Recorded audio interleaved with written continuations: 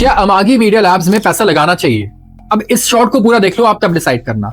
Company यहाँ पे valuation मांग रही है 7 से 8 हजार करोड़ का, वो ठीक है। कंपनी का बिजनेस मॉडल क्या है? कंपनी सब्सक्रिप्शन सर्विसेज देती है वीडियो स्ट्रीमिंग प्लेटफॉर्म्स को और एडवर्टाइजमेंट प्लेटफॉर्म्स को, तो उनको सर्विस प्रोवाइड करके क्लाउड और एनालिटिक्स जैसे सर्विस दे करके ये पैसे कमाती है। कंपनी का रेवेन्यू भी डॉलर्स में आ रहा है, 70 से 80% रेवेन्यू इनका आ रहा है यूएस में और खर्चा कर रहे हैं कैसे? रुपए में। तो ये एक बड़ा एडवांटेज है। अब मैं बता दूं कि यहाँ पे इश्यूज आते हैं कुछ, जैसे कि इसके कंपटीटर्स बहुत बड़े हैं, जैसे कि गूगल और माइक्रोसॉफ्ट जैसे कंपटीटर्स भी इस फील्ड में आ सकते हैं। इसके अलावा रेवेन्यू कंपनी ने 3 साल में डबल कर लिया है, लेकिन प्रॉफिट जो था वो कुछ भी नहीं है। लॉस था 300 करोड़ का पहले और अब वो घट करके 60-70 करोड़ पे आया है। तो पी रेशियो से आप इसके वैल्यूएशन को कैलकुलेट नहीं कर सकते हो। अब वैल्यूएशन आप ये मान के कैलकुलेट करोगे कि आगे बहुत अच्छा रेवेन्यू रहने वाला है, ऐसा ही प्रॉफिटेबिलिटी भी बहुत अच्छी आएगी, जो बहुत सारे अजम्पशंस पे बेस्ड है, तो ये एक बहुत बड़ा रिस्क भी हो जाता है इसके लिए।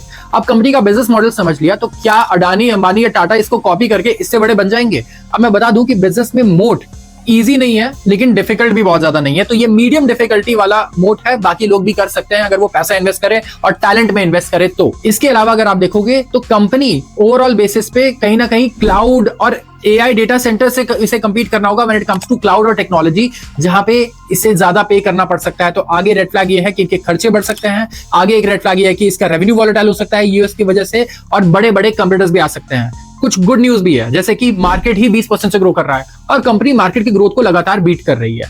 मार्केट लाखों करोड़ का मार्केट है और कंपनी अभी सिर्फ सिंगल डिजिट मार्केट शेयर लेके बैठी है, तो बहुत बढ़िया ग्रोथ का स्कोप है, आगे बहुत बढ़िया ग्रोथ आ सकता है। लेकिन आपके पास और डेटा होना चाहिए, आप तभी तो बताओगे।